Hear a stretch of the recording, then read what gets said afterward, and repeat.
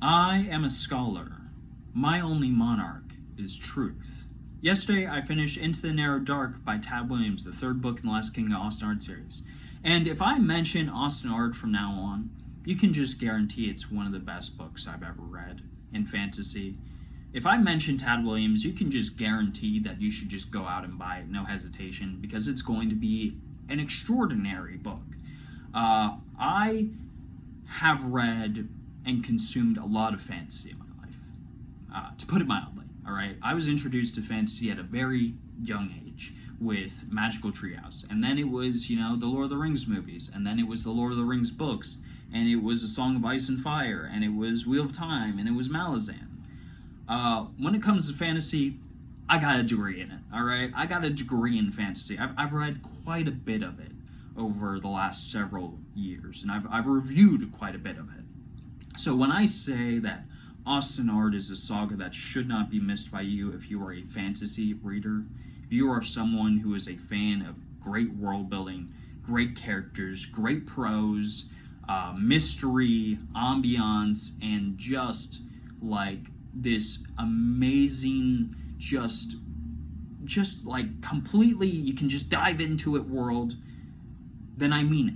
All right, I just, I've promoted a lot of what I think are very good series and books on my page. I was one of the front runners for Sun Eater.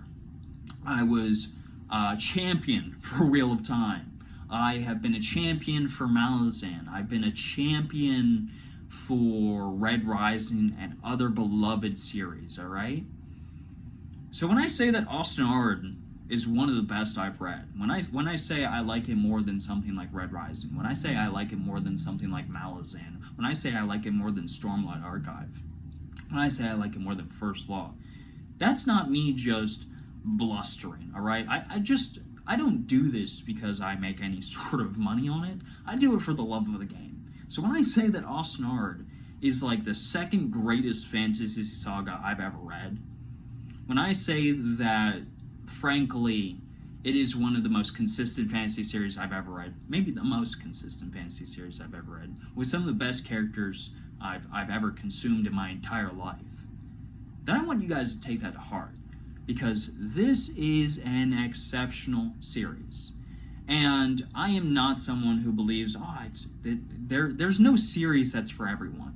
But if you are someone who is a fan of Tolkien, if you are someone who is a fan of Jordan, if you are a fan of someone like George R.R. Martin, if you like long, slower, complex fantasy where it's not just black and white, but there's some moral ambiguity and there's discussions around religion and race and what makes someone human, what makes someone a Scythy, and an elf and all those things. If you are someone who wants to just read fantasy by someone who obviously loves it and will not take you out of that fantasy world for a single second, then I implore you to read Austin Ard, because Into the Narrowdark, again, proves why this guy is one of the best, all right?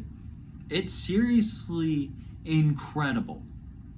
This man is able to weave just a huge string of characters and plots and ideas together in a way that is not only cohesive, but it is beautiful to read.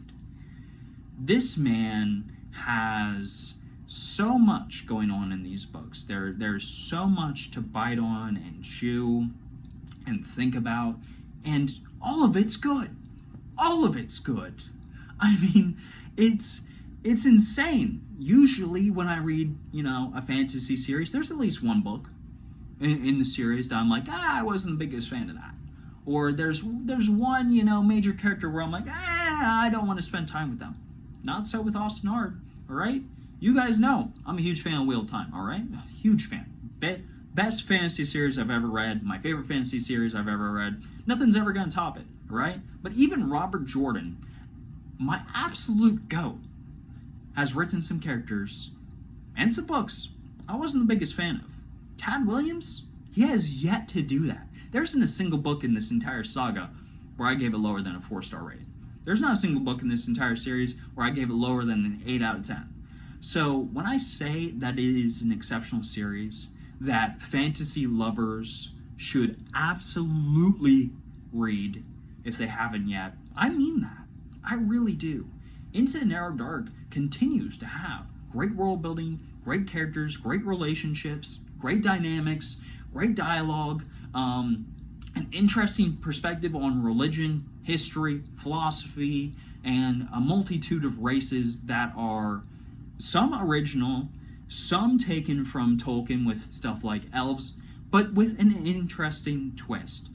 The world building is just insane. I mean, like it's got just incredible world building. The characters are so flushed out. They're so human. It's impossible to not feel for them. It's impossible to not be invested in these characters. And